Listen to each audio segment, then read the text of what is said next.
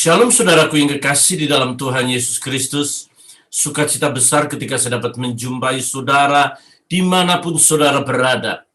Bulan ini adalah bulan Desember, akhir dari seluruh bulan-bulan yang kita jalani sejak Januari. Untuk itu kita akan merenungkan kebenaran firman Tuhan tentang berita kelahiran Yesus Kristus dan maknanya dalam kehidupan kita. Namun sebelumnya kita berdoa terlebih dahulu. Bapa yang baik, kami bersyukur ketika kami telah Tuhan pimpin sejak awal Januari sampai di akhir bulan ini Tuhan. Di bulan Desember ini. Tuhan Yesus, kami rindu mendengar firman-Mu, berbicara berkata-kata. Kami siap mendengar kebenaran firman Tuhan. Dalam nama Yesus kami berdoa, haleluya, amin. Saudaraku yang kekasih dalam Tuhan, ada satu hal yang terindah. Ketika Yesus lahir ke bumi, penyambutan yang diberikan bukan penyambutan sekedar manusia biasa. Alam semesta menyambut dengan kehadiran bintang Bethlehem. Dari makhluk-makhluk spiritual, malaikat-malaikat hadir dan menyanyikan kidung pujian yang sebentar lagi akan kita pelajari di sini. Dan ada begitu banyak perkara-perkara yang dahsyat dan ajaib di mana orang kaya dipertemukan dengan orang yang sangat sederhana. Orang-orang Majus dari timur itu berjumpa dengan gembala-gembala di padang Efrata dan mereka menyatu dalam kesatuan menyambut Yesus Kristus. Untuk itu saudaraku yang kekasih dalam Tuhan, malaikat-malaikat itu berkata kepada kita melalui kidung pujian. Nyanyian itu berkata dengan jelas. Lukas 2 ayat 14 mengatakan kepada kita, kemuliaan Allah di tempat yang maha tinggi dan damai sejahtera di bumi di antara manusia yang berkenan kepadanya. Saudara, paduan suara dari malaikat ini mengandung dua kebenaran penting yang akan kita renungkan. Pertama, adanya kemuliaan Allah yang di tempat maha tinggi dan akan turun dengan damai sejahtera di bumi. Jadi apa yang ada di surga, seluruh aksesoris surga, seluruh kemuliaan surga dinyatakan Allah melalui Yesus Kristus untuk manusia-manusia di bumi. Saudaraku yang kekasih, kata kemuliaan itu dalam bahasa Yunaninya doxa. Doxa itu kata benda feminin yang memiliki arti kemuliaan, hormat, kekayaan, kemegahan, kebenaran, kehormatan, dan sesuatu yang sangat menyilaukan. Luar biasa. Sementara kalau diterjemahkan dalam bahasa Ibrani, kata itu memiliki arti kabot. Lebih luar biasa lagi. Kabot itu memiliki arti bukan saja dimuliakan, kemuliaan Allah, tetapi juga dihormati. Dan juga menyatakan kemuliaan, sesuatu yang dahsyat.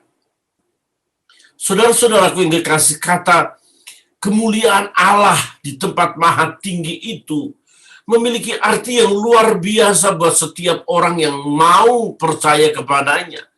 Dan kata ini tidak hanya menjadi semacam ungkapan kata-kata harafiah, kata-kata yang tertulis saja, tetapi segala kehormatan, kemuliaan, keagungan, kedahsyatan, kekayaan, sesuatu yang layak dihormati, itu diberikan kepada manusia. Ada satu kata dalam bahasa Ibrani yang seringkali diucapkan oleh banyak orang Kristen, sekalipun kata ini tidak terdapat dalam Alkitab, tetapi kata ini didapat dari rabi-rabi Yahudi. Kata itu memiliki arti Shekinah. Shekinah glory. Shekinah glory ini memiliki arti Allah yang mau bersemayam di bumi. Jadi kata Shekinah itu berarti semacam tempat tinggal yang khusus, tempat tinggal yang di mana Allah hadir. Jadi Shekinah itu sama dengan hadirat Allah. Allah ada di mana-mana, dia hadir. Tetapi hadiratnya tidak ada di mana-mana. Allah memiliki langit dan bumi. Di seluruh jagat raya Allah ada dan Allah tahu. Tetapi hadiratnya ada di kemah suci. Ketika Musa membangun di tabernakel, di sana kemuliaan Allah hadir. Di mana kemah Allah itu ada, maka Allah itu hadir. Di mana tabernakel ada, di situ Allah ada. Itu yang namanya Shekinah. Shekinah glory, tempat yang penuh kemuliaan, tempat yang penuh keagungan. Jadi manusia yang berdosa di bumi dan tanah yang terkutuk oleh karena skandal Taman Eden menjadi Shekinah glory, menjadi penuh kemuliaan Allah karena di situ Allah hadir. Untuk itu di hari Natal hanya kemuliaan Allah saja yang perlu diperhatikan. Kemuliaan Allah saja yang perlu dinyatakan, kemuliaan Allah yang perlu dirasakan dalam kehidupan kita. Tidak ada artinya bertahun-tahun kita beribadah, tidak ada artinya bertahun-tahun kita melayani, tidak ada artinya segala pengorbanan kita ketika kita tidak memperoleh yang namanya kemuliaan Allah. Untuk itu saudaraku yang kekasih dalam Tuhan Yesus Kristus, apa sebenarnya kemuliaan Allah itu? Kemuliaan Allah itu adalah kehadiran Allah. Manifestasi Allah hadir di bumi ini. Ketika dalam perjanjian lama, Allah seringkali teofani. Allah sedang menyatakan diri baik menjadi manusia, datang kepada Abraham dengan 3 orang. Dia hadir kepada Gideon, kepada Musa, kepada tokoh-tokoh dalam Alkitab, teofani, hanya sebentar. Ketika Allah hadir di situ, kemuliaan Allah luar biasa. Tidak seorang pun yang bisa melihat, tidak sesuatu pun yang bisa memandang. Menjamah tidak bisa, karena apa? Kemuliaan Allah begitu dahsyat dan luar biasa. Kadangkala Allah ingin menyapa manusia dengan bahasa-bahasa manusia. Allah ingin mengatakan sesuatu agar manusia bisa mengerti dan memahaminya. Alkitab menggunakan bahasa antropomorfisme. Artinya Allah menggunakan bahasa manusia. Allah bersedih hati. Allah menyesal. Allah marah. Tangan Tuhan teracung. Itu bahasa-bahasa agar manusia mengerti, agar manusia dapat memahaminya. Namun saudaraku yang kekasih dalam Tuhan, betapa bahagia dan bangga generasi kita. Generasi di mana Allah mau menyatakan diri secara permanen. Kalau dalam perjanjian lama Allah menyatakan diri hanya sewaktu-waktu saja, secara insidentil, sewaktu-waktu, tidak banyak, tidak sering, kepada Abraham, kepada Musa, kepada Gideon, kepada Daud, kepada Salomo, sewaktu-waktu saja. Tetapi ketika Yesus lahir, Allah menyatakan diri secara permanen di bumi ini, yang bisa dilihat, dipandang, yang bisa dirasakan.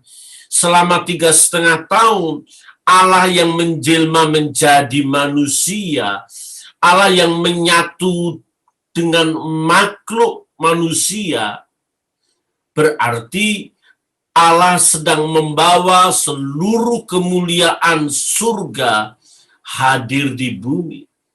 Oleh sebab itu, saudaraku yang kekasih dalam Tuhan, Shekinah glory doxa kabot itu mengkisahkan kepada kita bahwa Allah ingin kembali bernostalgia bagaimana ciptaan manusia di awal dengan Adam dan Hawa.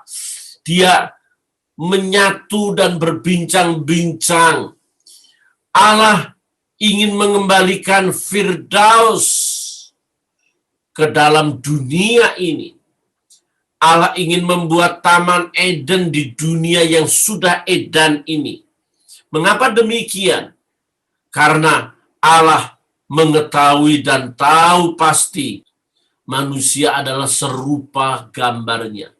Manusia adalah makhluk yang sangat dicintai, makhluk yang sangat dikasih oleh Tuhan.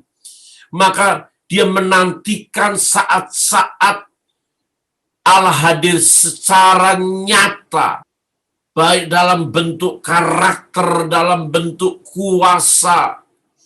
Apa yang manusia perlu lakukan agar dia layak kembali ke Shekinah glory, kembali ke dalam hadirat Allah, kembali kepada kemuliaan Allah.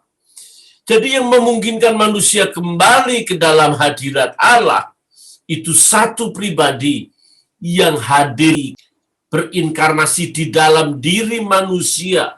Allah yang roh itu menyatu dengan manusia yang berdosa. Mengapa? Karena Allah yang roh itu memiliki cara yang sangat tepat menjadi manusia. Kalau Allah bergerak dengan caranya, manusia tidak ada satu pun yang hidup, tidak ada satu pun manusia yang bisa mengerti dan memahaminya. Maka secara perlahan-lahan ada bayang-bayang dalam perjanjian lama. Ada nubuatan dalam perjanjian lama yang dinyatakan, diberikan, bahwa kelak Allah itu menjadi manusia di dalam Yesus Kristus. Untuk itu, saudara-saudaraku yang kekasih dalam Tuhan Yesus Kristus, saya ingin mengingatkan kembali kepada saudara. Kemuliaan bagi Tuhan yang di tempat tertinggi itu merupakan bentuk dari keagungan rancangan Tuhan. Keagungan kuasa Tuhan yang dinyatakan kepada kita. Sehingga apa yang Allah perlihatkan kepada manusia, semuanya hanya terformat, hanya ada di dalam Yesus Kristus. Di luar pribadi ini tidak akan pernah ada manusia yang bisa menyatakan Shekinah glory, doxa kabot, atau keagungan kemuliaan Tuhan. Sehingga saudaraku yang kekasih, ketika saudara mempercayai kemuliaan keagungan yang dibawa oleh Kristus Yesus di dalam hidup kita hari demi hari, maka kita akan kembali ke dalam ciptaan semula. Kita kembali ke Taman Eden. Dalam bahasa Latin ada yang namanya coincidentia oppositorum, yang artinya Allah yang menyatu dengan manusia, sehingga apapun persoalan masalah yang sangat berat di dalam diri manusia akan diselesaikan oleh Allah, sehingga sangat nyata pribadi Allah itu coincidentia oppositorum. Sehingga saudaraku yang kekasih dalam Tuhan Yesus Kristus, mari kita menyadari bahwa Allah yang dahsyat, Allah yang luar biasa itu mau menawarkan dirinya, mau menjadikan dirinya Allah bagi umatnya.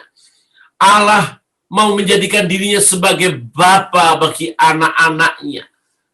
Allah rela menjadi sahabat buat siapapun yang mau menjadi rekan sekerjanya. Untuk itu, saudaraku yang kekasih dalam Tuhan, di dalam kemuliaan, dalam keagungan itu tidak ada kegelapan, karena kata dari Shekinah glory, kabot, maupun doxa memiliki arti menyilaukan, bercahaya, sehingga tidak ada tempat untuk dosa, kesalahan, kegagalan, dan kelemahan. Untuk itu Yesus hadir. Yesus membersihkan kita dari dosa, baik dosa masa lalu, dosa sekarang, bahkan dosa yang akan datang, agar kita terlihat nampak nyata kemuliaan di hadapan Allah. Sehingga dosa kita dipakukan di atas kayu salib, dosa kita dihapus dengan darahnya, dan kita ditebus menjadi miliknya. Sesudah kita dibersihkan, sesudah kita disucikan, maka dosa kita dihapus. Untuk itu saudaraku yang kekasih dalam Tuhan, ketika kita sudah dibersihkan, di situ akan tinggal yang namanya hadirat Allah. Setiap anak-anak Tuhan yang memiliki hadiratnya dapat dipastikan akan menyatakan kemuliaannya. Kalau orang hanya tahu sekedar Allah hadir, orang kafir pun tahu Allah hadir. Orang kafir pun tahu bahwa Allah ada. Tetapi sebuah realitas hadirat Allah, di mana kuasa Tuhan, kasih Tuhan, eksistensi Allah hadir di dalam satu pribadi. Dan pribadi itu Yesus Kristus. Dan Yesus Kristus ada di dalam hati kita. Maka Paulus mencatat kita hidup dalam kepenuhannya. Saudaraku, perlu disadari bahwa kemuliaan Allah itu merupakan demonstrasi. Kemuliaan Allah itu merupakan manifestasi yang dipertontonkan Allah kepada manusia karena kasih-Nya. Ketika seseorang memperoleh kasih karunia, anugerah, berkat, rahmat yang Tuhan berikan, kemuliaan itu ada di dalam diri kita, orang-orang yang percaya. Maka kita harus menampilkan surga, karena kemuliaan Allah di tempat yang maha tinggi itu sudah turun di dalam diri kita. Saudaraku yang kekasih dalam Tuhan, perlu kita sadari bahwa kata kemuliaan Allah itu juga memiliki arti kehadiran ilahi di dalam diri manusia. Dalam perjanjian baru, kata ini memiliki arti di mana 2 dan 3 orang berkumpul dalam namaku, aku akan ada di tengah-tengah mereka. Jadi kemuliaan Allah itu tidak hanya mengacu pada waktu Yesus lahir saja. Kemuliaan Allah itu berlangsung kelak, terus berlangsung sampai kedatangan Tuhan. Karena kehadiran Tuhan itu dalam bahasa Yunaninya parousia, arti kehadiran Tuhan atau kehadiran ilahi. Kedatangan Tuhan yang kedua kali itu juga menyatakan kemuliaan Tuhan. Yesus tidak lagi datang menjadi bayi di kandang domba. Dia menjadi raja di atas segala raja, yang akan menyambut orang-orang percaya dalam pernikahan anak domba. Dan itu penuh keagungan, penuh kemuliaan. Namun persoalan yang utama yang perlu kita renungkan, apa arti dan dampaknya dalam kehidupan kita? Kehidupan yang sudah begitu rusak, pandemi ada di mana-mana, kekacauan, kejahatan, bumi seolah-olah ditempati orang-orang yang sudah tidak layak lagi bagi kerajaan Allah. Bumi yang sudah syarat dengan dosa, bumi yang penuh dengan kejahatan itu. Anatomi spirit yang dimiliki manusia begitu tidak berbentuk. Manusia hanya ingin membangun anatomi fisiknya saja, anatomi tubuhnya saja. Manusia hanya memperkaya diri, mencari kepopuleran, manusia hanya mencari hal-hal yang sementara untuk fisikalinya saja. Tetapi anatomi spirit, yakni roh yang akan kembali kepada Tuhan, tidak pernah diberi nutrisi dengan baik. Hidup ini tempat kemuliaan Allah karena kita diciptakan menurut gambar dan rupa Allah. Kita harus kembali ke masa-masa di mana Allah memberikan yang terbaik dalam hidup kita. Kita harus kembali di masa-masa di mana Adam bisa bercengkerama dengan Tuhan. Adam bisa berbincang-bincang dengan Tuhan. Adam hanya memuliakan nama Tuhan dan tidak memikirkan apapun, hanya Tuhan saja. Seperti kata pemazmur, tidak ada satupun yang kuingini di bumi selain engkau. Selain engkau tidak ada yang kuingini di bumi. Namun saudara, realitasnya kita semuanya masih ada begitu banyak keinginan. Ada begitu banyak cita-cita, ada begitu banyak ambisi. Tetapi orang yang dipenuhi kemuliaan Allah hanya berfokus kepada satu, keinginan akan kehadiran Tuhan secara personal, yakni pribadi Kristus sendiri ada di dalam hati. Sehingga kelak ketika kita menjumpai dalam kedatangannya yang kedua kali itu, maka kita tidak terasa canggung, kita tidak terasa asing, karena hari demi hari kita sudah menjalin hubungan yang indah dan mesra bersamanya. Hal yang kedua, malaikat itu berkata damai. Damai buat setiap orang yang berkenan. Saya ingin katakan kepada saudara sesuatu yang indah. Ketika malaikat itu berkata damai, itu kebutuhan manusia di dunia manapun juga. Tidak ada artinya semua yang dimiliki seorang kalau orang itu tidak tenang.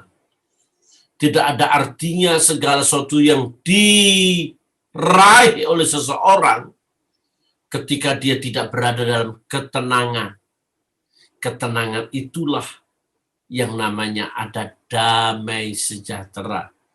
Damai sejahtera itu diambil dari bahasa Yunaninya eirene. Eirene punya arti selain damai, itu satu keserasian. Jadi Allah ingin mengembalikan manusia yang sudah berdosa ini kembali serasi dengan Tuhan.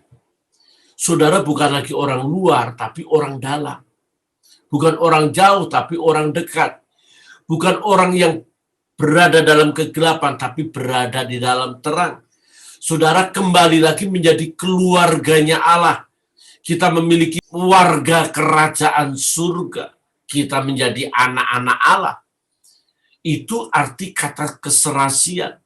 Biarlah saudara diperdamaikan dengan Tuhan.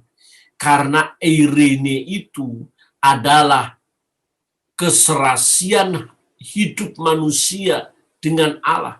Maka Yesus mengajarkan dengan ucapan doa, Bapa kami, ya, jadilah kehendakmu di bumi seperti di surga.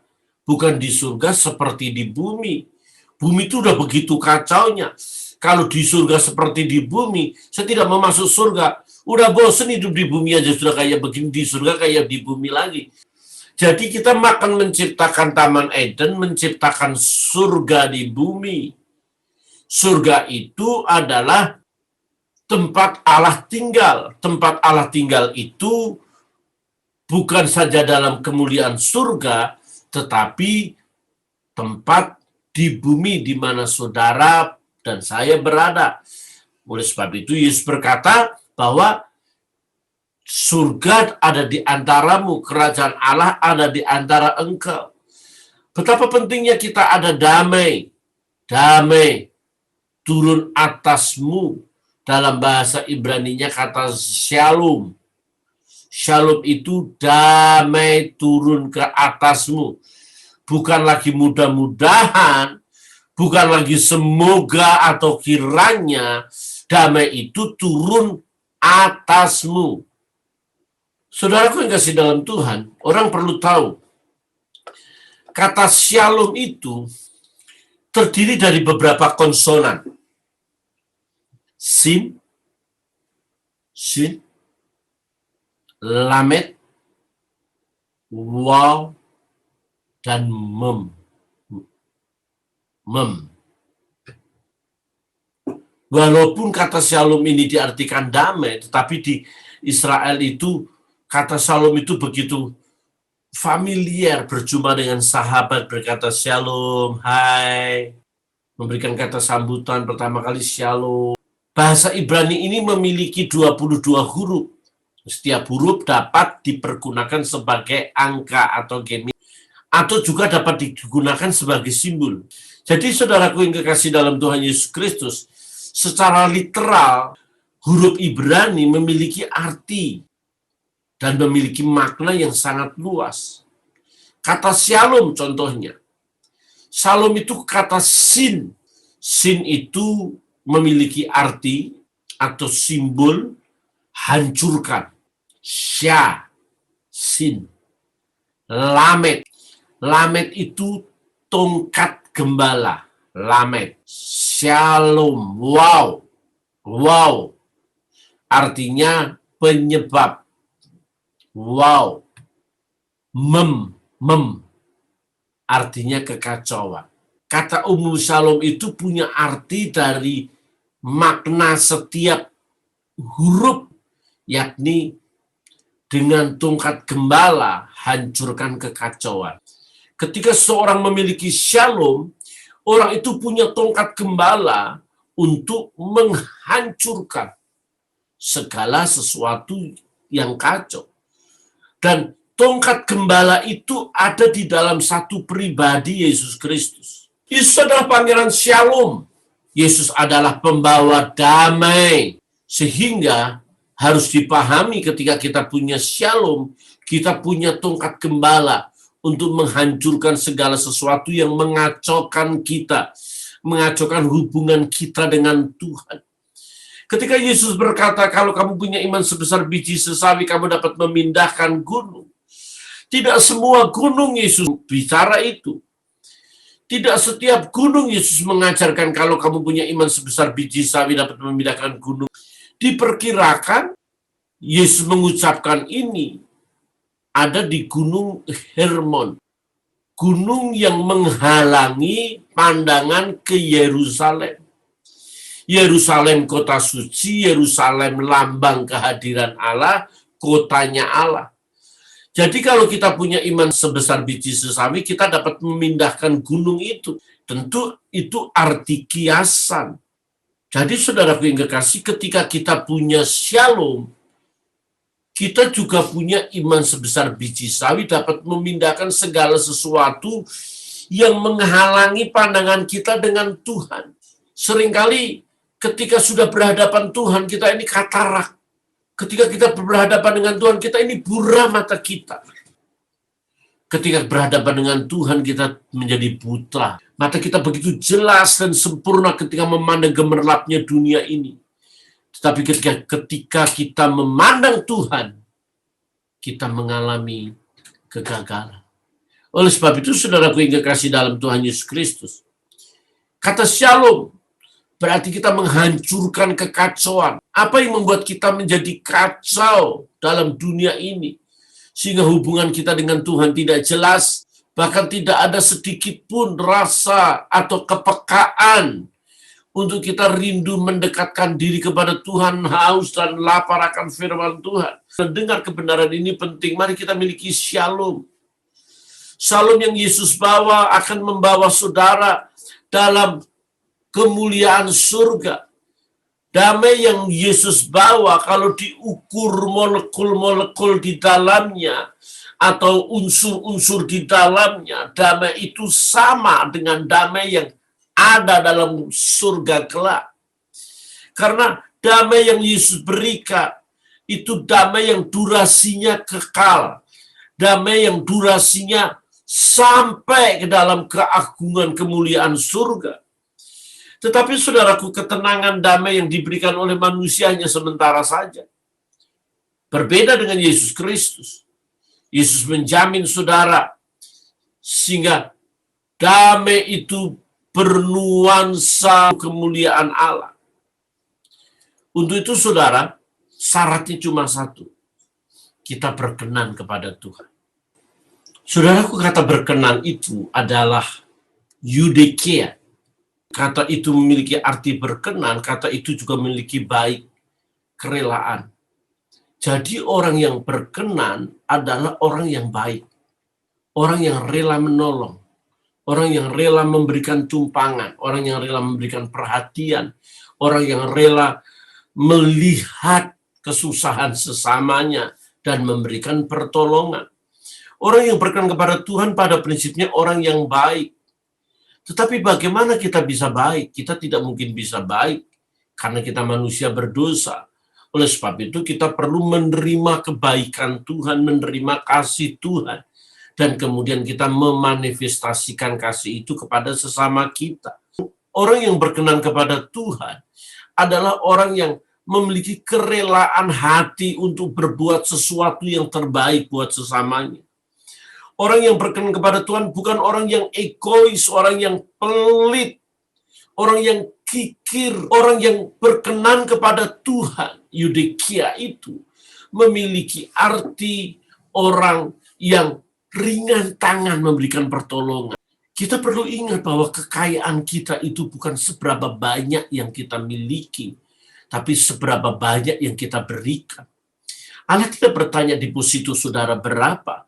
Allah tidak bertanya berapa mobil saudara. Allah bertanya berapa banyak orang yang sudah engkau tolong. Sehingga ketika Yesus memisahkan antara domba dan kambing, ketika dia berkata kepada orang-orang yang sudah menolong, yang digambarkan sebagai domba-dombanya Tuhan, Yesus berkata dalam Matius 25 ayat 35 selanjutnya, kalau saudara bisa baca, ketika aku lapar, engkau berikan aku makan. Ketika aku haus, engkau berikan aku minuman. Ketika aku dalam penjara, engkau kunjungi aku. Engkau tidak cuek, bebek bahasanya orang Jakarta. Tidak masa bodoh. Dan betapa banyak akhir zaman ini orang masa bodoh terhadap sesamanya. Lu gue. Urusan lu, urusan gue. Kita sudah terformat dalam egoisme yang luar biasa. Maka saudaraku yang kekasih dalam Tuhan Yesus Kristus, banyak orang tidak berkenan kepada Tuhan karena orang sudah memikirkan dirinya sendiri. 1000 kali saudara berkhotbah, 1000 kali saudara mengajar, 1000 kali saudara melayani, itu saudara tergolong orang yang tidak berkenan kepada Tuhan. Bagaimana orang berkenan kepada Tuhan? Orang yang berkenan kepada Tuhan, orang yang merelakan dirinya untuk sesamanya. Dan Yesus mati di atas kayu salib, merelakan dirinya diperlakukan tidak adil, diperlakukan begitu jahat, sehingga dia mati menebus semua manusia dari dosa. Untuk itu saudaraku yang kekasih dalam Tuhan, di hari Natal ini, mari kita mendapatkan kemuliaan bagi Tuhan, Shekinah glory. Dan yang kedua, kita menyatakan diri kita bahwa kita memiliki damai. Ada keserasian hidup kita dengan Tuhan, keserasian kita dengan keluarga sesama kita. Yang ketiga, hidup kita berkenan kepada Tuhan hari demi hari. Sehingga kita akan kenyang dalam perkenanan dan berkat Tuhan dalam hidup kita. Kiranya Tuhan memberkati, haleluya. Amin. Mari kita berdoa. Bapa, kami telah mendengar firman-Mu, dan firman menjadikan kami untuk semakin hari semakin setia mengasihi melayani Engkau. Curahkan kemuliaan-Mu bagi kami Tuhan, sehingga kami punya kehidupan yang penuh damai sejahtera dan kami berkenan kepada Tuhan. Terima kasih Bapa, kami memuji Engkau, kami memuliakan nama Allah yang ajaib dan besar, dan pertolongan Tuhan ada di atas kami. Terima kasih Bapa, dalam nama Yesus berdoa, haleluya, amin. Shalom saudaraku, saya bersyukur saudara telah mendengar kebenaran firman Tuhan. Biarlah saudara bisa subscribe, like, dan komen. Kami akan kirimkan renungan harian setiap hari buat setiap saudara. Kiranya Tuhan memberkati, haleluya. Bye-bye. Amin.